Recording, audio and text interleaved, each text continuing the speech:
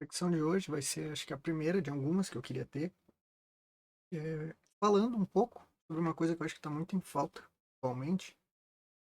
Começa, né, pela coisa da interpretação de texto, que a gente observa principalmente nas redes sociais, qualquer vídeo, comentário, notícia que se veja, seja no YouTube, no Reddit, no Instagram, no TikTok, qualquer rede social que você use, não demora a perceber o quanto que é, a capacidade das pessoas de interpretarem tanto o que está sendo dito, ou enfim, tentar ali dar uma certa ênfase. Não que eu acho também, né? Obviamente que os comunicadores têm uma responsabilidade pelo aquilo que falam, mas a forma como as pessoas interpretam, enfim, tem deixado muito a desejar ultimamente. Acho que isso, de uma maneira geral, todo mundo tem percebido, né?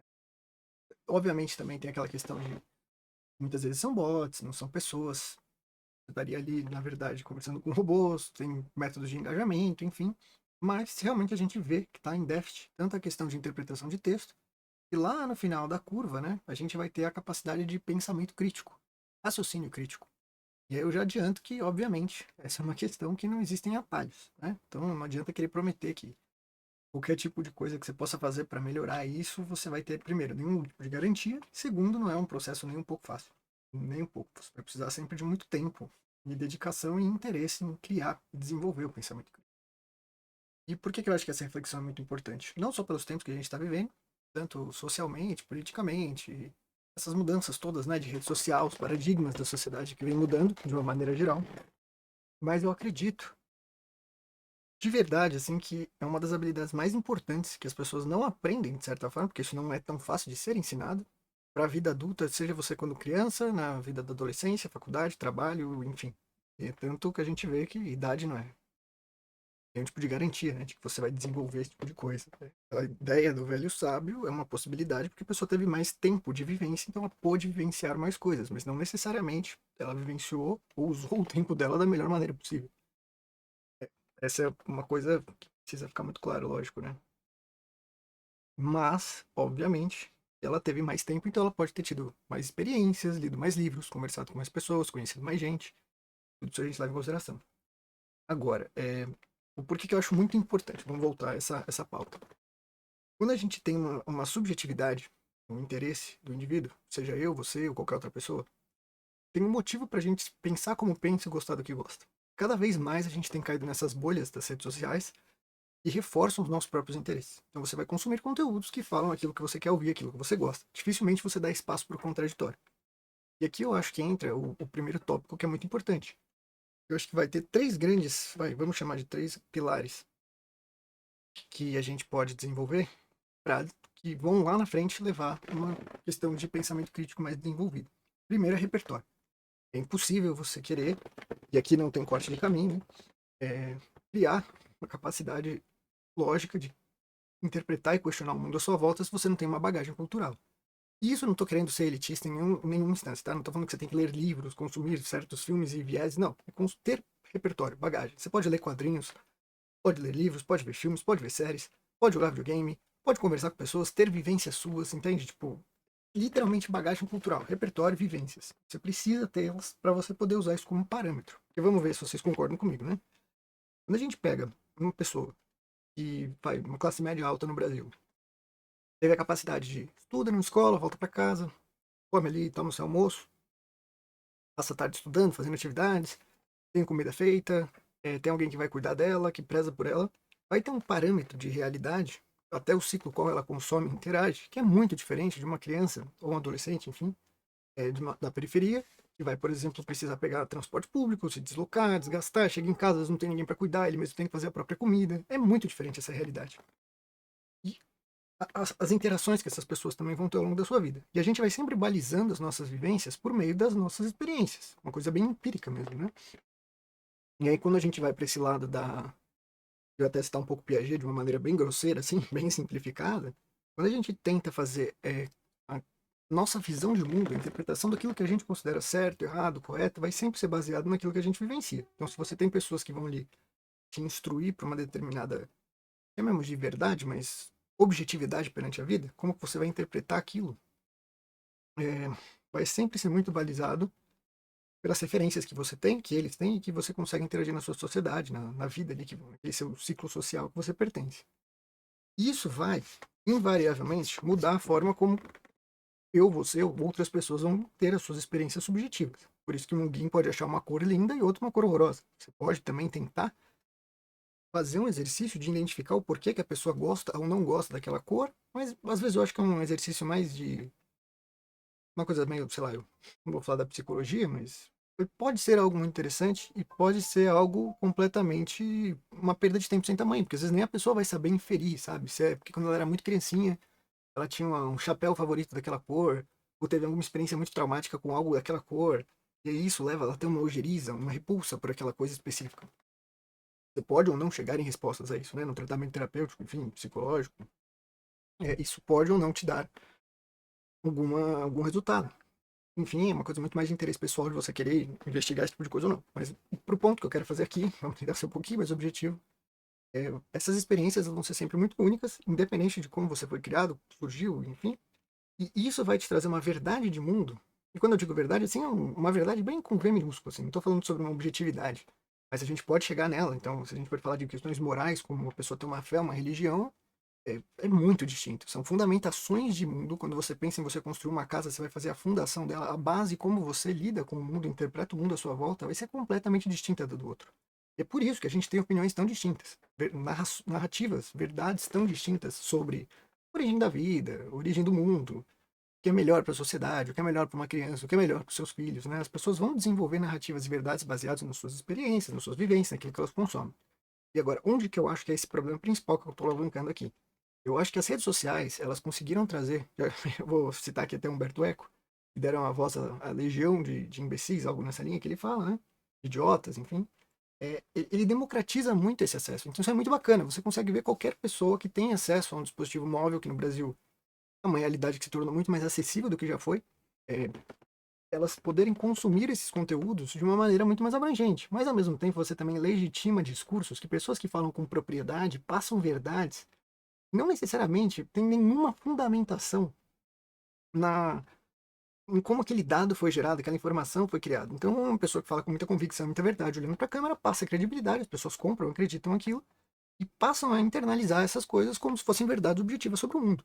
Isso não só no Brasil, tá? Porque eu tô falando aqui do Brasil, não, isso é realidade, mas você transpor isso para países europeus, para Estados Unidos e etc., como estão vivendo hoje em dia, você vai ver um choque assim absurdo nessas realidades que são esses choques de cultura, né? Vamos chamar assim, muito intensos e de verdades também. Então, as narrativas cada vez mais defendem tribos e vieses, as pessoas têm se fechado cada vez mais nisso. Eu contra eles, aquela coisa bem tradicional, o Corinthians e Palmeiras ali, Flamengo, Fluminense, sei lá, eu vai fazendo a analogia que você quiser. Se gostar de futebol, eu particularmente não sou muito fã de futebol, mas enfim.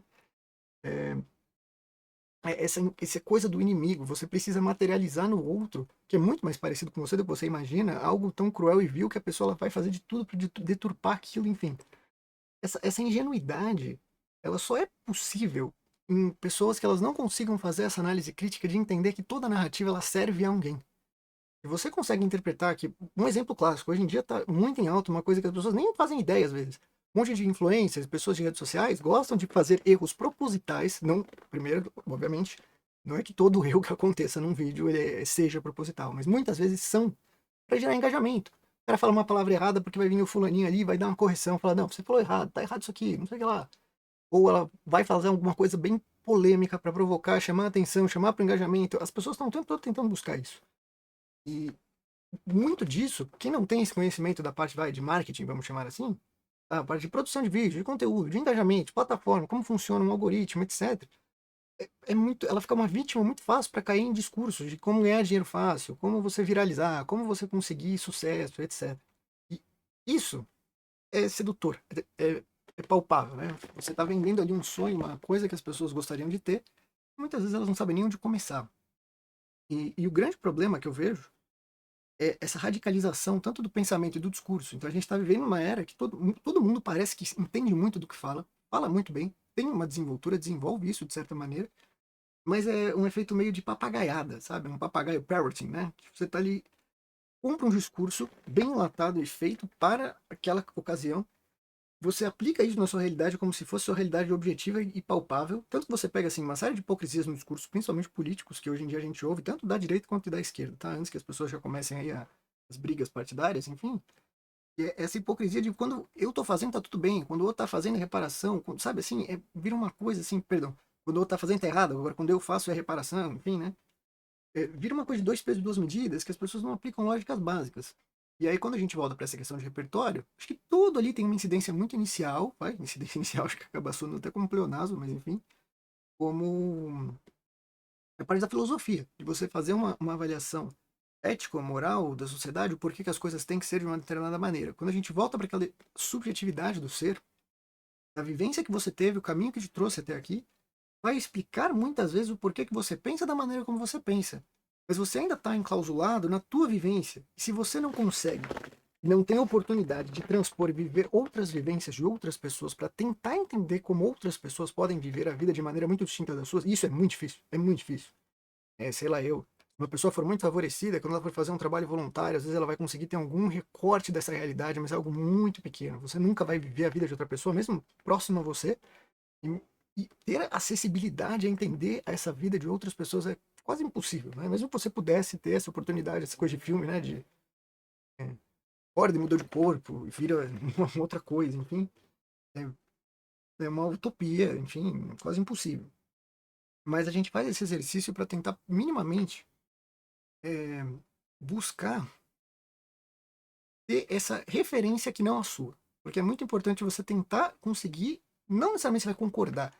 Não é, sei lá, se você é ateu ou você tem alguma religião, você vai conversar com o contraditório e você vai mudar a sua opinião, mas é você tentar entender o de onde vem a fundamentação daquela pessoa. E acho que aqui pode ser um ponto complicado, porque você pode alegar um ponto do tipo, pô, mas se eu realmente entendesse como a outra pessoa entende, talvez eu pensasse como ela. Eu penso diferente justamente porque discordo.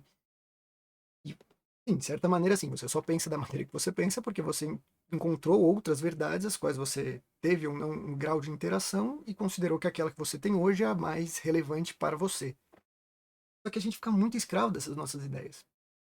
Principalmente quando você já nasce em uma família que já instrui você a determinados caminhos. Quando a gente volta lá na simplificação do Piaget, né? Temos duas formas que a gente tem bem claras de você interpretar e associar algo a algo factual, verdadeiro. Tem um fator que é você admira uma pessoa, você tem uma admiração por aquele trabalho, você conhece aquela pessoa, pode ser seu pai, um professor, enfim, e vai te passar uma informação e você valida aquilo porque você pensa que aquele indivíduo naturalmente está buscando o seu melhor, não teria por que te iludir, enfim, ele vai te trazer aquele conhecimento, você dá credibilidade a ele e usa a vivência de um terceiro para validar a sua vivência individual, vamos dizer assim. Então você passa a moldar parte da sua verdade de mundo em base daquilo que te trouxeram. Então, se alguém te fala que Deus existe, você vai lá e centraliza essa verdade, você nem se permite se questionar sim ou não, porque aquilo é um fato dado e você aceita aquilo. Alguns questionam e rompem, outros se convertem depois da vida, enfim, ao longo da vida, né? As verdades não são absolutas, mas esse é um exemplo. Então, a pessoa vai te dar instruções de um mundo, por isso que é muito importante você ter essa fundamentação, essa base.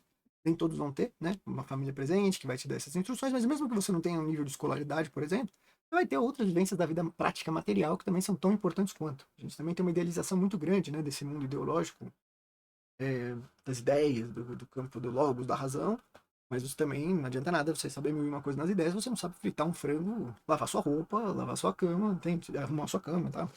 Você precisa ter uma coisa bem material também da vivência do dia a dia. Não basta só viver no campo das ideias.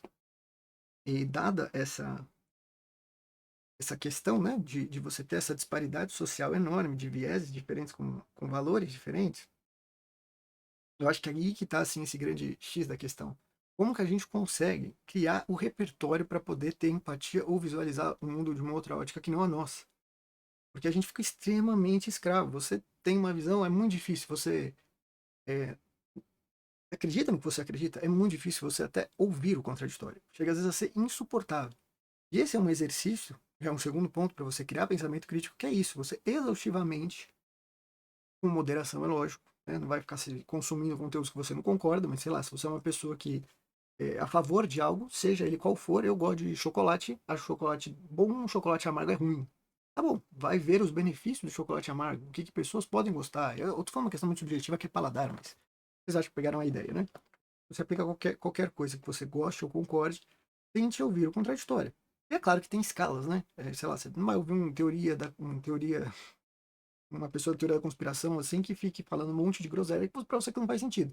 Aí você vai tentar entender o porquê que aquela pessoa tenta achar ali uma referência que seja um pouco mais moderada, porque extremos nunca são bons. Se você vai consumir extremos, você vai sempre ficar, cada vez você também vai se extremar mais, né? Ficar cada vez mais radicalizado dentro de uma base ideológica. Então eu acho que o ideal é você buscar sempre a moderação. Eu falo muito isso, assim, fuja de pessoas que têm muita certeza. Na vida a gente só tem dúvidas, cara. A única certeza da vida é a morte, como eu falo, independente da crença que você tem. Pelo menos na realidade hoje. Pode ser que em um momento a medicina, a ciência avança de tal forma que até isso seja questionável, mas atualmente, da forma como a gente conhece, todo mundo que você estudou, ou conhece, ou morreu, ou vai morrer, enfim, nos próximos anos. A não ser que alguma coisa mude radicalmente. Por isso que é importante. Tá sempre de mente aberta. Tá vendo que mesmo assim, falando algo bem categórico, eu estou fazendo um aspas aqui, porque a gente não tem nenhuma certeza absoluta de nada sobre o universo, sobre a vida, sobre nada. São todas construções de raciocínio. E eu fujo muito de pessoas que falam com extrema razão. Sempre, pode ver, sempre que você estiver vendo um podcast, algum especialista de uma determinada área elaborando pensamentos sobre um determinado assunto, ele nunca vai estar falando assim, com certeza absoluta. Ele, não, depende. Qual parâmetro, qual estatística, qual período, qual viés, qual população. É muito questionável, sabe? Você querer generalizar o universo como se todos fossem iguais, tudo fosse aplicável, tudo funciona. Não existe isso, cara. Não existe isso. É um corpo humano, dois irmãos ali, já vai ter uma diferença, que o mesmo DNA vai ter tanta diferença entre eles que fica quase impossível você ter uma única, sabe? Uma coisa assim, uma receitinha de bolo. E as pessoas buscam, né? Eu tenho até peço desculpa aqui, tá repetindo tanto as pessoas, porque a nossa sociedade, de uma maneira geral, buscam essa confirmação, esse viés de confirmação que a gente tem naturalmente. A gente quer sempre ter muitas certezas e muitas verdades absolutas sobre o mundo para dar senso de segurança. Você também infere que tudo é inseguro e inconstante, você não consegue basear nada. Ah, não sei se vai ter dia amanhã, então por que eu vou me programar? Pode ser que o mundo acabe amanhã. Mas não é por aí, né? A gente tem que tentar fazer uma base mais sólida ali para você conseguir elaborar em cima disso os seus questionamentos. E, então, assim, acho que já ficou uma reflexão razoavelmente longa. Acho que eu acabei indo por umas áreas ali, uns parâmetros que eu pretendia ser um pouquinho mais específico. Eu vou tentar dar uma enxutada aqui, pelo menos para esse vídeo, para essa reflexão de hoje. E eu vou voltar mais vezes nesses pontos, eu acho que é muito importante. Eu vou insistir novamente.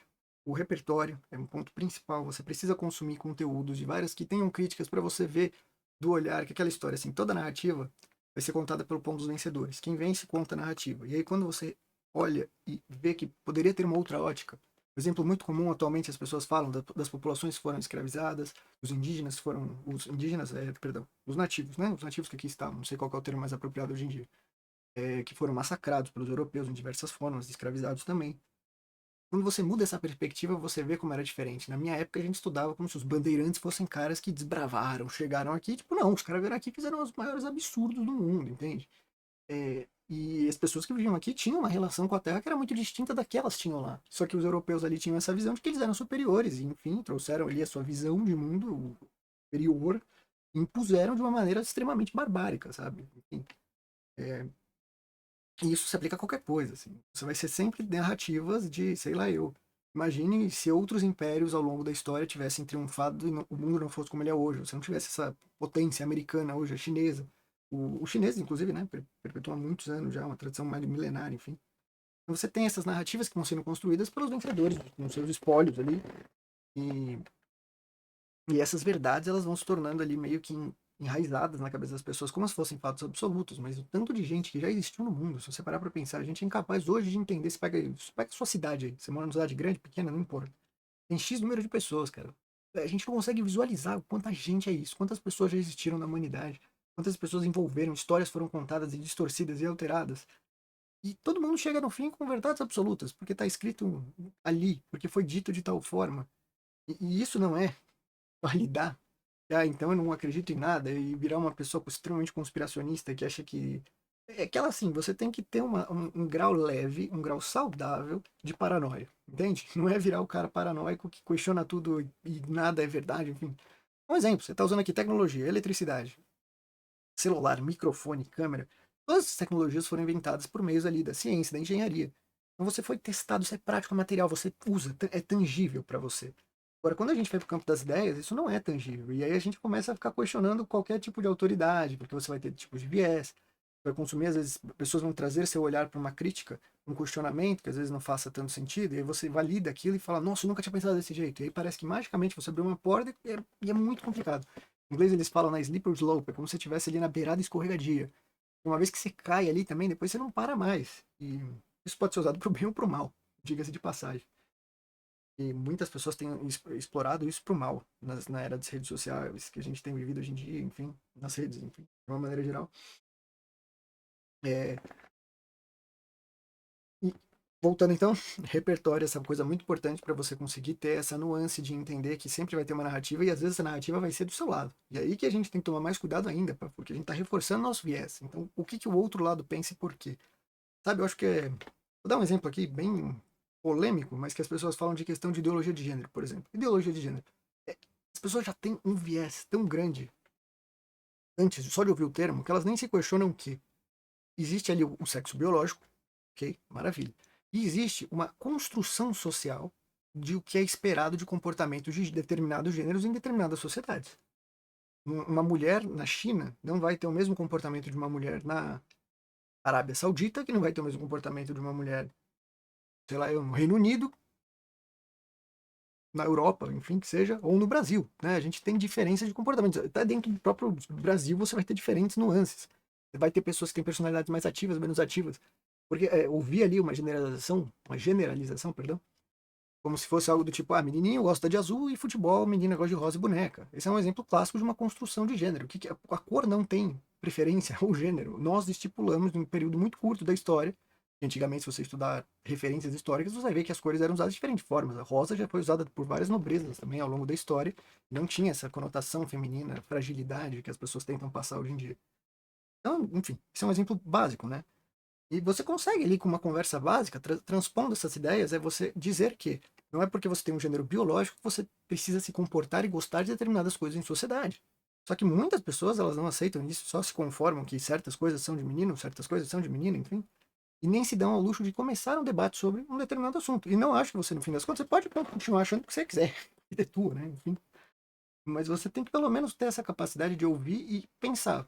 Poxa, se eu fosse obrigado a viver, porque hoje, vamos supor que você é heteronormativo, vive num mundo perfeito maravilhoso. Ah, tá bom. O mundo serve pra mim, eu entendi que o mundo é assim, assim. Finge que amanhã muda a ditadura do mundo doido virado, e a partir do momento tudo que você gosta hoje é proibido pro seu gênero. E você não pode mais gostar daquilo porque não pode, entendeu? Porque a nossa sociedade agora, o menininho vai gostar de rosinha e brincar de bonequinha. E se o cara não quiser, é ele que vai ser o estranho no ninho, entende? E se você não consegue nem fazer esse é o mais básico possível que eu consigo imaginar aqui de cara. Talvez tenha exemplos mais educativos, intuitivos, enfim. Só de você pensar isso, sabe? Talvez tenham pessoas no mundo que vivem realidades muito diferentes da sua, e que elas sofrem muito por serem obrigadas a viver daquela determinada forma. Esse grau de empatia básico, eu acho que já é muito positivo para a sociedade. E, enfim, isso você vai consumir repertórios, né? Vão ter várias obras audiovisuais, várias, vários livros, vários contos, várias historinhas, vários quadros, arte. Tem várias obras que você pode olhar, interpretar, começar a criar esse repertório de bagagem de empatia, sabe? Eu lembro muito, sei lá, eu você é criança, tá vendo aqueles desenhos animados, tinha um Padrinhos Mágicos, que aí todo mundo ficava cinza, era um especial lá dos Padrinhos Mágicos. E todo mundo ficava cinza, e aí o cara queria ter cor, só que não podia ter cor. E aí ali é um exemplo clássico, né? Tem um episódio do Rick and Morty que os caras são iguais, só que um tem mamilo quadrado, tem mamilo triangular, e aí eles se odeiam por causa disso. Quem vê de fora acha um absurdo, mas quando você tá imerso naquela cultura, naquela sociedade, o preconceito já tá enraizado. Então você já tem viés, você já tá ali escravo daquilo que você tá consumindo, de certa forma. E você conseguir fazer só esse exercício, né, de extrapolar, às vezes por essas metáforas, às vezes você troca os sujeitos, troca situações por algo que te distancia um pouco para você ter um olhar de fora. Isso ajuda muito a criar pensamento crítico, análise, enfim, reflexões. E isso é só com tempo, consumo, não tem meio do caminho. Segunda opção é ouvir o contraditório, que é justamente isso. Você já tem o seu viés, você já pensa da maneira que você pensa. Tenta ouvir como os outros pensam. E é muito difícil hoje em dia, porque realmente o debate é muito inchado, assim, é muito inflamado, sabe? Os extremos ali, você tenta buscar essas informações e você só ouve os extremos. Você não consegue achar ali um meio termo, uma coisa mais neutra, e às vezes o cara começa aqui e depois quando você vai ver já tá. Mas é importante, porque a sociedade, esse misto, esse hibridismo cultural, social, é impossível você achar que você vai viver sempre numa bolha ali seleta. E quando acontece algo que você fica, uau, eu não sabia que no mundo existia isso, cara. Se você entrar na internet, se você costuma usar a internet e é curioso, e já pesquisou o tanto de comunidade que existe, a diversidade tanto plural, sexual, é, de hobbies, entretenimentos diversos, aquelas comunidades do it yourself, o cara pega e faz um foguete no quintal da casa dele, sabe? Existe assim, infinito. O que o ser humano já pensou em fazer, alguém já fez, entende? Porque em alguns países é mais fácil você adquirir, outros mais fácil para as coisas boas e para as coisas ruins. E, enfim, quanto mais você se limita no seu escopo, mais você se fecha. Enfim, eu acho isso muito negativo. Entendo que às vezes a vida talvez fique mais fácil para algumas pessoas, mas não é um tipo de caminho que eu incentivo ou acho bacana. Eu acho que é muito mais rico a gente continuar fazendo essas constantes trocas e conhecer universos distintos. Eu gosto muito de explorar coisas que eu não necessariamente eu consumo, gosto ou concordo, mas é interessante você saber que ó, tem um grupo de pessoas, meia dúzia de pessoas em Tegucigalpa fazendo alguma coisa doida lá de arte e você fala, putz, interessante. Mobilizou algumas pessoas, talvez isso ganhe tração e força, né, ao longo da história, e talvez isso se perca completamente. Mas a história é muito ampla, a sociedade é muito ampla, o universo, o mundo, enfim, é tudo tão gigante. As pessoas se limitam a verdades tão objetivas, às vezes, que é para saciar a sua dúvida. Você precisa de uma resposta, aí você aceita uma verdade que sacia esse seu anseio. Para você tá bom, você acha que é isso, entende? E não. Para muitas outras pessoas no mundo, isso não é o bastante, não é o suficiente. E não conseguir. Isso que eu falo, você não tem que aceitar, você tem que pelo menos fazer esse exercício para conseguir interpretar e trazer isso para sua ótica, que isso com certeza vai mudando aos poucos a sua visão de mundo. Você não vai necessariamente concordar, como eu falei tantas vezes, ou mudar a sua opinião, mas isso vai expandir a sua capacidade de interpretar. Porque todo mundo poderia colaborar com todo mundo, né, se houvesse ali, mas infelizmente existem tantas rixas culturais, políticas, religiosas, que impedem que a nossa humanidade fique, né, integrada. Vão ter filósofos e pensadores que vão questionar essa natureza do homem, enfim. Não vamos entrar nessa seara aqui. Então, criando um repertório vasto, a gente tentando buscar o contraditório, sempre ouvir o contraditório, se forçar, que é um exercício bastante chato e difícil. E por fim, né, eu acho que resumindo tudo isso aqui que a gente conversou, é entender a quem que aquela narrativa serve. Né? Quem que está sendo favorecido com aquela narrativa. Porque primeiro você vai construindo tudo isso para chegar no fim, tentar fazer uma análise, porque é aí que entra o pensamento crítico, que você não vai ficar apenas consumindo conteúdo e reproduzindo conteúdo. Você vai usar a sua cabeça para usar todas aquelas informações que você ouviu, do cara que você concorda, do cara que você discorda. Você vai fazer um mapão, junta isso, bota na mesa e vai criar uma análise ali, uma narrativa, a sua narrativa. Isso é o pensamento crítico, assim, uma essência bem material, dando um exemplo bem gráfico aqui, vai, bem prático, do quem você acha que é favorecido com aquilo.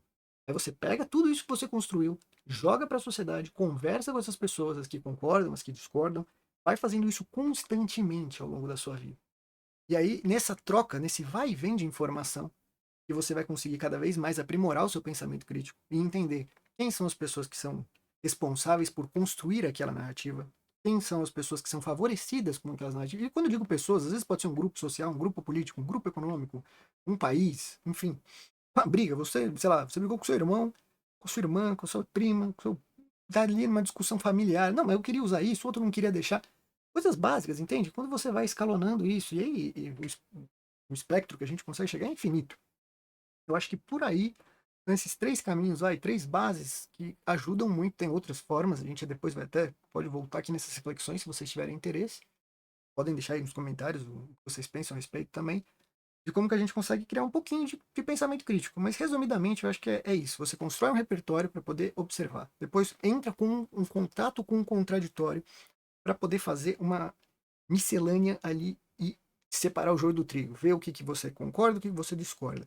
E aí, olhando toda essa maquete ali de conhecimento e referência que você construiu, você vai tentar fazer uma análise, construir uma narrativa sobre aquilo, trazer e fazer essa coisa do expõe para a sociedade, traz para a sociedade, mistura com a sociedade, volta e fica nessa troca constante para aí você conseguir criar um pensamento crítico cada vez mais analítico e isso não acaba nunca. É pro resto da vida e é isso que vai fazer você ser um ser pensante, e não apenas ficar reproduzindo o conteúdo que você ouve na internet, não apenas ficar consumindo conteúdos que favorecem muitas vezes grupos que você nem faz ideia que existem e que estão ganhando em cima de você.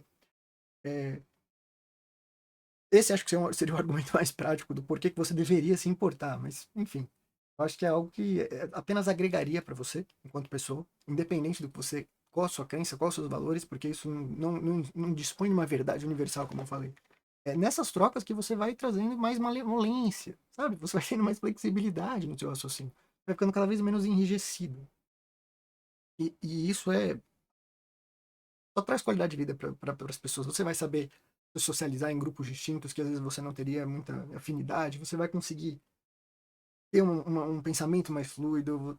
não necessariamente vai sofrer menos, porque também você às vezes vai passar a perceber questões da sociedade que você antes não percebia, sofrimentos que você não era consciente e vai passar a ser. Mas eu acho que ele, no fim, é muito positivo, que faz a gente ser mais humano possível, sabe? Essa troca, a gente só chegou onde chegou por causa disso. Cada vez mais parece que tá funilando pro isolamento e pro egocentrismo, narcisismo, individualismo, né? Mas eu acho que no fim é essas trocas sociais que a gente tem. Por mais que eu esteja aqui gravando um vídeo falando com uma câmera, tem alguém que possivelmente possa estar ouvindo isso aqui agora e refletindo sobre, trazendo essa discussão para outras pessoas e assim sucessivamente, sabe? Quem produziu esse computador, essa lâmpada, é conjunto social, é uma série de coisas. São pessoas trazendo, por mais que seja indiretamente, vocês não tenham contato próximo com isso, isso é produzido, isso é feito de alguma forma. E a gente tem essas trocas constantes. Sejam os vídeos que você consome, as pessoas que te atendem na rua, nos serviços que você participa, no trabalho que você tem, enfim.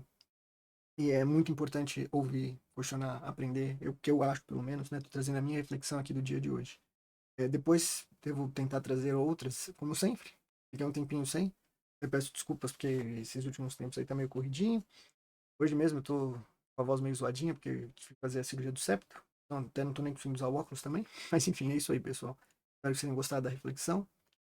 Vamos lá só fazer a última repassada geral, que é expandir repertório, entrar em contrato com o contraditório, montar ali uma narrativa crítica de você interpretar, né, fazer a sua interpretação daquela situação e fazer essa ida e volta, essa troca com as pessoas sobre os conhecimentos diversos que você adquiriu, questionou e vai internamente fazendo isso. Isso vai te levar a ter um pensamento mais crítico, ser uma pessoa mais presente, mais empática, e que eu acho que é muito positivo para o mundo como um todo, beleza?